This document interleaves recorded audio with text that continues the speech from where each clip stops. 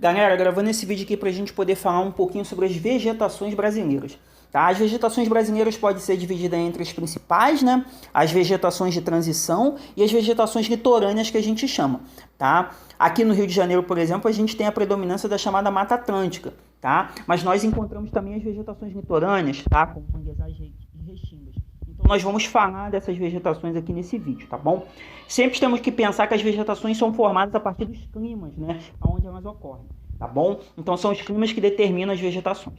A primeira vegetação que eu gostaria de falar é a Mata Atlântica, que é a chamada floresta tropical. Ela se encontrava basicamente no nosso litoral, mas por causa da urbanização intensa, ela foi devastada.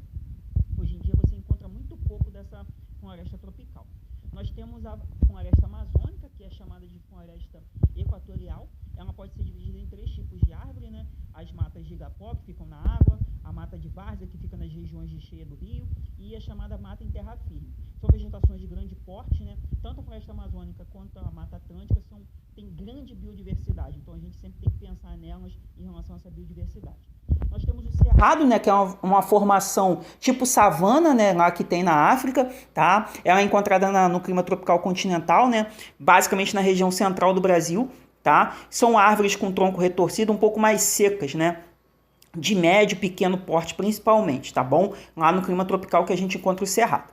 Nós temos a caatinga, tá? A caatinga é encontrada no sertão nordestino, é uma vegetação basicamente muito seca, tá? Formada por cactos e muitos espinhos, né? Para que as plantas percam pouca água, tá? Nós encontramos ela basicamente no sertão do Nordeste, tá? É uma vegetação de áreas muito áridas, tá bom? Aqui no Brasil, no caso, o clima semiárida que acaba formando essa vegetação.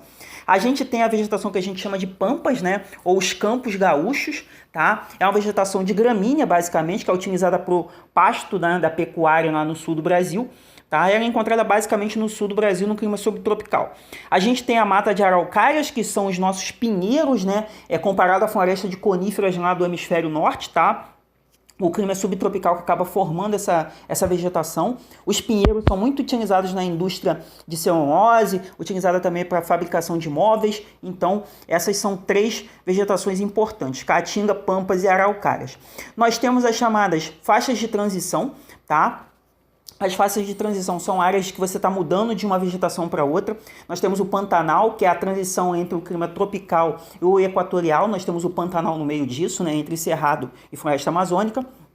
E nós temos as matas dos cocais, que ficam na transição entre o sertão nordestino e o clima equatorial. Ou seja, entre a Caatinga e a Floresta Amazônica, nós temos essas matas dos cocais.